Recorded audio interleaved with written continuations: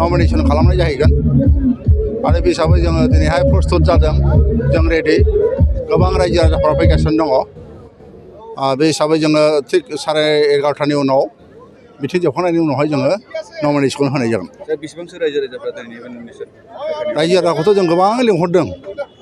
जोंनि जेरैखि टारगेट माने 10,000 प्लास जोङो आसा खालामदों बोथोरा एसे गाज्रि जाबाय बोथोरा मोजां जायोब्ला बे हिसाबैनो फैगोन। सिडली समस्तियाव बिपिएफ दोलो दा माबायदि सिनारि नुनानै दं जोंथ' बिराद गोरा नोंथांमोनहा मिथिगौ जे थांनाय जेखि एमपि इलेक्सनाव सिडली समस्तियाव 11,000आवल' जोङो माने जेननाय जादोंमोन खिन्थु सिडली समस्ति 60,000 ना बेसेबांल' जेननाय जादों 60,000 6,500 7,000आव जोङो जेनदोंमोन खिन्थु एबाराव जों नुदों जोङो गोबां भटआव जों देरहागोन। रुलिं पार्टी सोलिगासिनो बिथांमोना नैबे बिसायख'थि हिसाबै लायाखै जे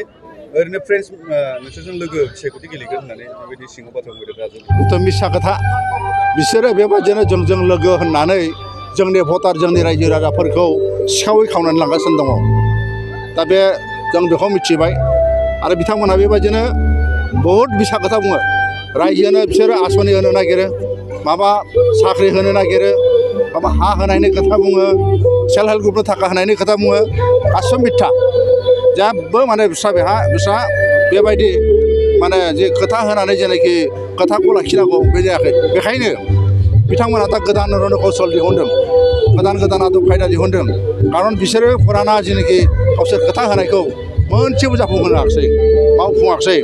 दा रायजो राजाफ्रा बिसोरजों गैला दा नंखायनो बेबायदिनो गोदान कौशल माने जोंजों लोगो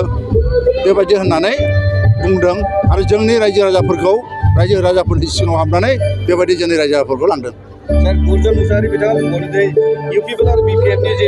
भटार्सफोर बेयो गावगोन होननानै बुंदों सर सापर्टारफ्रा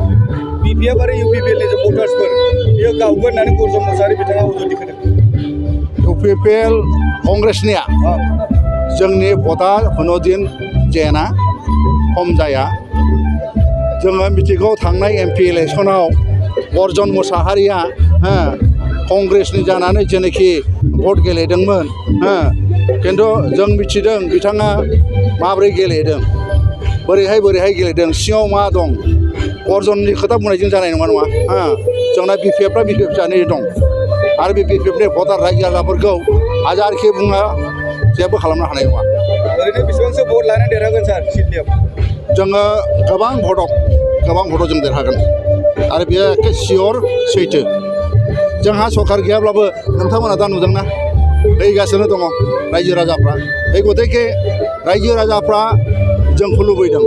रायजो राजाफ्रा बिटिसि बासायनो लुबैदों रायजो राजाफ्रा हाग्रामा सारखौ लुबैदों खारन जोङो जेब्लानाखि सरकार दंमोन जोंनियाव बिटिसिनि खमायथाया दंमोन उन्नतिया जादोंमोन आरो जोङो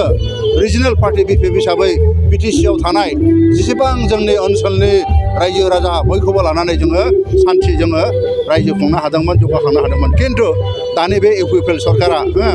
मालायनि सायावसो सोनारदों मालायनि सायाव सोनारनानै खामानि मावदों गावस्रा निजिस्स मोनसे सिन्ताधारा बा गावसोरो मोनसे माने निजिस्स भाबै बिसोर सालायनो हानाय जायाखै। 2025 मायथाइयाव बिपिएफआ हारसिं सरकार दागोन नामा 100% 2025आव जोङो बिपिएफआ सरकार दागोन नोंथांमोनहा बेखौ मिथिगोन। Thank you sir.